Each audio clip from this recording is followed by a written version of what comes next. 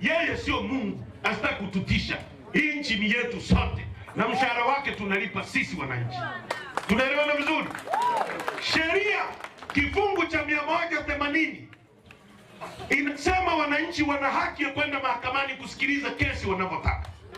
Kesi ya Lissu ni kiongozi wa umma, ina public interest. Uongo kweli?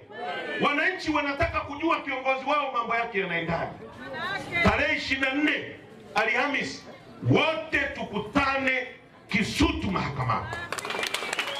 Tutaita vyombo vyote vya kimataifa mnavyovijua vimulike udikteta wao. Muliro akicheza tutamshtaki The Hague kwa ubabe wake na udikteta wake. Tunaelewana vizuri? Tutampeleka The Hague, tutamburuza, asitaki kututisha sisi. Kama sheria inamruhusu atuambie ni kifungu gani kinamwambia yeye ana mamlaka ya kupiga marufuku watu kwenda mahakamani, na tutaenda sawa sawa. Tunaelewana vizuri? Njoo mahakamani, usifanye fujo, chukua kitambaa chako cheupe, funga hapa mkononi, twende tukasikilize kesi ya kiongozi wetu. Tunajua ni kesi ya uongo, tutashinda hiyo kesi na tutashinda nchi hii, tutabadilisha maisha yetu kwa pamoja. Tunaelewana vizuri Temeke?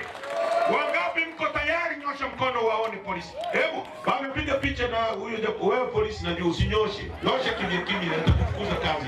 Najua wengine ni peoples tu. Ni wenzetu wao wamepingika tu. Nyosha mkono. Haya.